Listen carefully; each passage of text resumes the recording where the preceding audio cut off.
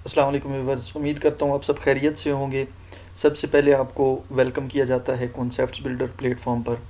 उसके बाद आज की ये वीडियो मैं स्पेशल साइकोलॉजी वालों के लिए बना रहा हूँ। साइकोलॉजी के वो स्टूडेंट्स जिनका सब्जेक्ट है 502 history and system of psychology. उन्होंने अभी अभी उनका आज क्विज़ है, कल भी हुए हैं कुछ क्विज़। तो मैंने सोचा कि कुछ फाइल्स जो मैंने क्विज़ एक बंदे का अटेम्प्ट करवाया, उनकी जो है ना कोई इशू था तो उनका मैंने क्विज़ किया। उसके साथ साथ मैंने उसके क्वेश्चंस जो थे वो मैंने मार्क कर लिए और अभी मैं आपके सामने कुछ सॉल्व क्वेश्चन शो करवाने जा रहा हूँ और मैं बताऊँगा कि किस किस्म के क्वेश्चन आते हैं।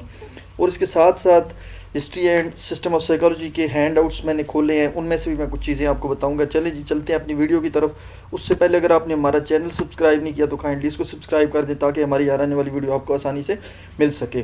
मोर ओवर अगर आपको ये फ़ाइल चाहिए हुई तो आप कॉन्सेप्ट्स बिल्डर की ऑफिशियल वेबसाइट पर जाकर भी यहाँ से ऑल अबाउट वीयू में से डाउनलोड कर सकते हैं। ठीक है जी। अच्छा जी, सबसे पहला जो हमारा क्वेश्चन था वो ये था जी कि according to Descartes with the help of which gland soul effect body. किन ग्लैंड के थ्रू जो है ना सोल इफेक्ट बॉडी, सोल जो है ना वो इफेक्ट करती है बॉडी को, किन ग्लैंड के थ्रू। ये डिस्क्रिट ने कुछ ग्लैंड का जिक्र किया था, उनमें जो इस रिलेटेड ग्लैंड था वो था पीनल ग्लैंड। ठीक हो गया जी, इसको आपने देख लेना है। ये रहा पीनल ग्लैंड। ठीक है, ये मैंने साथ साथ सॉल्व किए थे और ये बिल्कुल एक्यूरेट है। ठीक है, आप इन चीज़ों इनको थोड़ा माइंड में रखेंगे ताकि आपको आसानी हो। ये देख लें history and system of psychology, और ये रहा 1031 8 दिसंबर 2021। ये कल ही रिसेंटली क्विज हुआ है।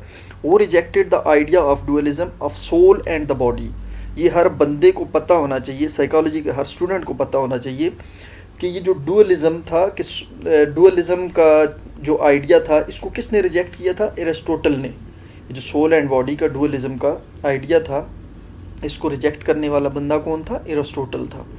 मोर ओवर एक चीज़ के कुछ हिस्ट्री है, ये जो सब्जेक्ट है ये हिस्ट्री के रिलेटेड है। इसमें से मैक्सिमम जो क्वेश्चन आते हैं वो आते भी हिस्ट्री के ही रिलेटेड हैं। जब भी कोई भी एमसीक्यूज टाइप होते हैं, कुछ भी होते हैं, तो कोशिश होती है इनकी कि स्टूडेंट से ऐसे क्वेश्चन किए जाएं, ऐसे सवालात पूछे जाएं कि उनकी जो मेमोरी है वो थोड़ी बिल्डअप हो और वो पीछे जाकर रिकॉल करें चीज़ों को। इसलिए वो इस तरह के क्विज़ लेते हैं कि इन साइकोलॉजी वाले स्टूडेंट्स के अंदर एक मोटिवेशन या फिर आप कह लें कि एक रिटेनिंग एबिलिटी जो है ना बिल्ड हो। ठीक है, इसलिए फिर ये थोड़े से सिस्टम और हिस्ट्री और इस तरह के क्वेश्चन पूछे जाते हैं। सेम इसी तरह हमारे हमसे ये क्वेश्चन एक पूछा गया है, in history the period between 13 to 16 century is known as.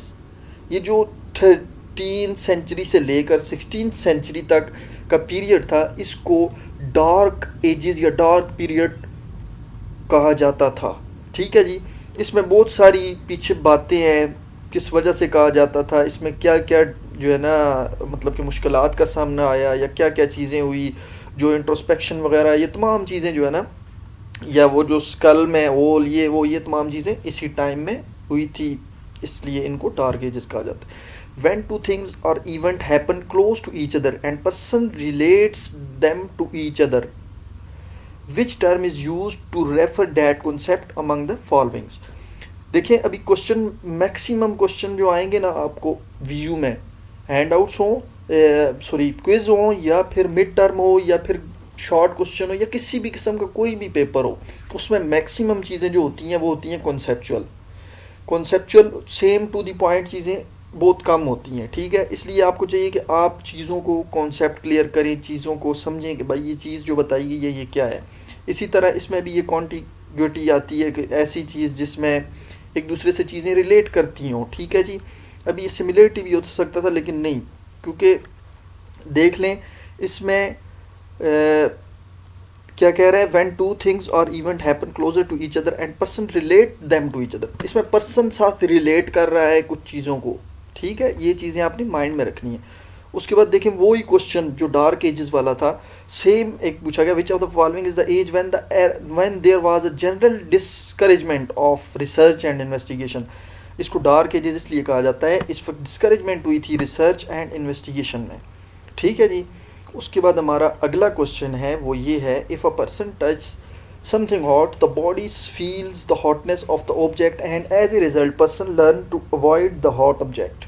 This is called sensation. ठीक हो गया।